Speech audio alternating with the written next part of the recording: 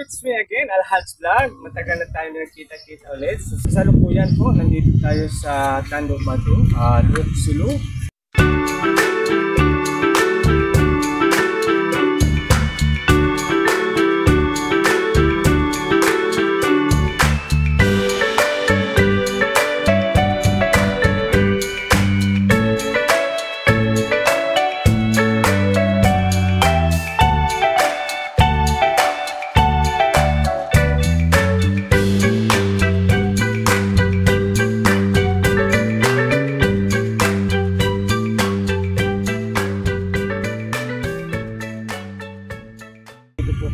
Sa park ng military, no? So yan, makikita natin dito at makikita natin dito yung kasaysayan ng tinatawag na Lupa Asug,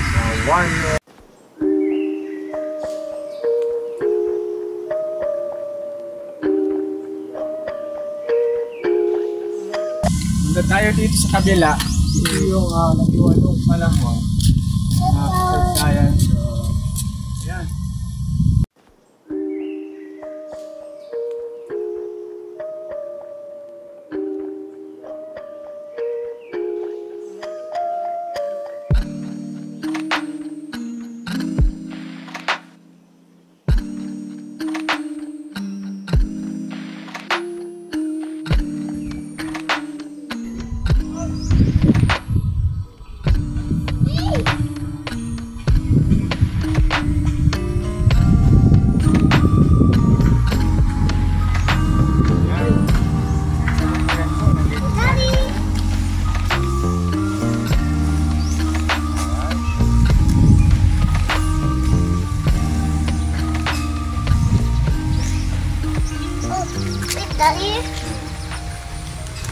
So yan. So kayo na lang po yung bumasa ng kasaysayan ng Lupa Asug doon kasi ang hirap kasi paliwanag, no? So yan. So bumisita kami dito, kasama ko po yung asawa ko galing Manila, Tudipolog, and din Zamboanga at saka Sulu. Sinadya na nag-travel dito para lang makita niya ang lugar namin dito sa Sulu. Kasi may mga kwento-kwento daw dito sa Sulu ay medyo magulo, no? Pero siya na po yung magpapalit. 99% po ang nagsasabi dito sa lugar namin ay tahimik at namumuhay ng matiwasay. Yun po kami dito sa Sulu.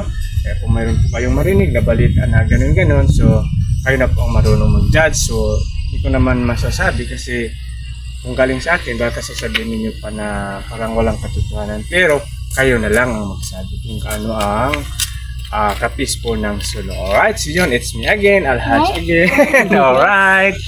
So yan. Pinatubag ka rin?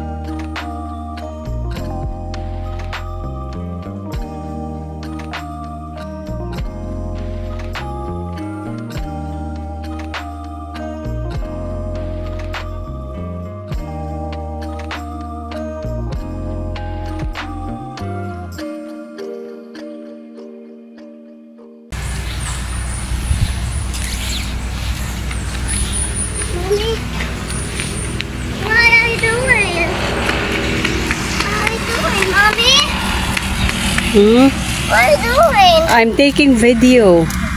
The history of the unknown Filipino soldier and Lupa Asug warrior.